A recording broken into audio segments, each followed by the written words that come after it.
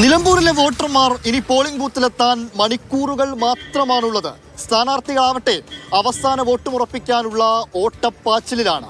നിലമ്പൂരിലേക്ക് വരുമ്പോൾ എല്ലാ വിവാദങ്ങൾക്കും പ്രചരണങ്ങൾക്കും ഒക്കെ ശേഷം ജനങ്ങളുടെ മനസ്സിൽ എന്താണ്, എങ്ങനെയാണ് നിലമ്പൂരിന്റെ പൾസ് എന്നൊന്ന് നമുക്ക് ജനങ്ങളോട് തന്നെ ചോദിച്ചു നോക്കാം. പോളിംഗ് ബൂത്തിലേക്ക് എത്താൻ നിലമ്പൂരിന് ഇനി മണിക്കൂറുകൾ മാത്രമേ ഉള്ളൂ. എന്താണ് എടുത്തൊരു ചിത്രം അവസാന ലാപ്പിലേക്ക് വരുമ്പോൾ? ഇവിടെ നല്ല കടുത്ത മത്സരമാണ്, പ്രവചനാതീതാണ്. ഒരു കുഴപ്പമില്ല. ഒരു 15,000-15,000 ഇടയ്ക്കായിട്ട് ആചാര ഷൗക്കത്ത് സുഖമായി ജയിക്കും.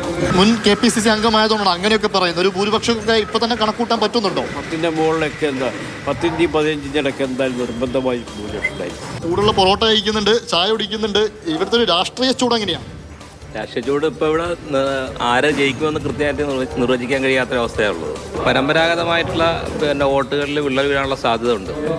അപ്പോൾ ഇരു മുന്നണികൾക്കും പോയിക്കൊണ്ടിരുന്ന വോട്ടുകൾ സ്പ്ലിറ്റായി പോകാനുള്ള സാധ്യത ഉള്ളതുകൊണ്ട് കൃത്യമായിട്ട് ആര് ജയിക്കും എന്നുള്ളത് ഇപ്പം പറയാൻ കഴിയില്ല. അവസാന ലാപ്പിലേക്ക് എത്തുമ്പോൾ ഇനിയിപ്പോൾ കൊട്ടിക്കലാശമാണ്. ഒരു ദിവസം മാത്രമാണ് മുൻപിലുള്ളത് വോട്ടർമാരുടെ മുൻപിൽ. ബാപ്പുട്ടിയൊക്കെ അത് വരുന്ന ഇവിടെ രണ്ടാം മത്സരത്തിനാണ് അൻവറും സ്വരാജും നിൽക്കുന്നത്.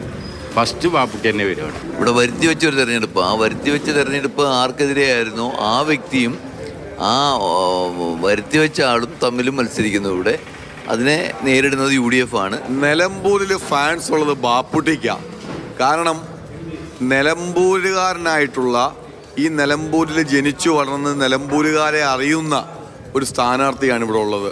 അല്ലാതെ എറണാകുളം ജില്ലയിൽ ഞാൻ തൃപ്പൂണിത്തറക്കാരനാണ് എന്ന് പറഞ്ഞ് തൃപ്പൂണിത്തറ വോട്ട് മേടിച്ച, എന്നിട്ട് അവിടെ പരാജയപ്പെട്ടപ്പോൾ ഞാൻ നിലമ്പൂരുകാരനാണ് എന്ന് പറയുന്ന ഒരു സ്ഥാനാർത്ഥിയല്ല UDFന്റെ സ്ഥാനാർത്ഥി ബാപ്പുട്ടി. പിണറായി സത്തിനെതിരെയുള്ളൊരു ആരോപണം ഉന്നയിച്ചുകൊണ്ടാണ് CPMൽ നിന്നുള്ള ഒരു MLA പുറത്തു ചാടി വന്ന് അവർക്കെതിരെ ഇപ്പോഴും പ്രതികരിച്ചുകൊണ്ടിരിക്കുന്ന ഒരു MLAയുടെ ആ ഒരു കാര്യങ്ങളാണ് ഇനി നടക്കാൻ. അതായത് 20,000-ലധികം അടുത്ത നിയമസഭാ തെരഞ്ഞെടുപ്പിൻ്റെ ഒരു സെമി ഫൈനൽ എന്ന് തന്നെ സൂചിപ്പിക്കാൻ പറ്റുന്ന ഒരു തെരഞ്ഞെടുപ്പായിരിക്കും ഇത്. എന്തായാലും മണിക്കൂറുകളുടെ വ്യത്യാസം മാത്രമാണ് ഇനി നിലമ്പൂരിന് പോളിംഗ് ബൂത്തിലേക്ക് എത്താനായിട്ടുള്ളത്. ജസ്റ്റിൻ മാത്യുവിനൊപ്പം ഇംതിയാസ് കരീം, മാതൃഭൂമി ന്യൂസ്, നിലമ്പൂർ.